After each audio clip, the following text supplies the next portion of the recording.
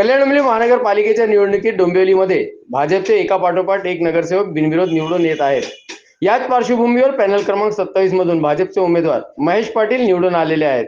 मनसेचे शहराध्यक्ष मनोज घरात यांनी निवडणुकीतून माघार घेतल्याने महेश पाटील यांचा बिनविरोध विजय झालेला आहे. सर्वप्रथम मी माननीय रविदादांचे आभार मानतो की त्यांनी बिनविरोध करण्यासाठी मला मदत केली. त्यांनी मला शब्द दिलेला की महेश तू यावर्षी बिनविरोधच होशील आणि त्यांनी शब्द पाळला. कारण नेता असावा तर असा शब्द पाळणारा. त्याचबरोबर मी माझ्या मित्र मनोजचे सुद्धा आभार मानतो.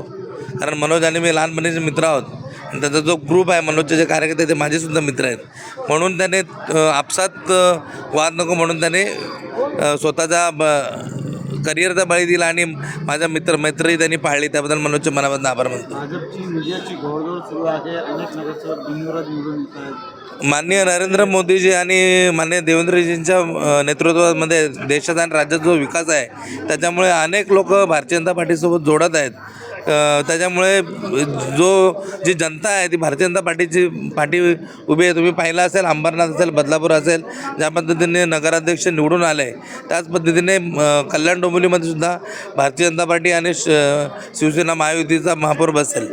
आतापर्यंत भाजपचे 11 ते 12 नगरसेवक बिनविरोध निवडून आलेले आहेत. काय वाटतं 16 तारखेचा निकाल कसा असेल?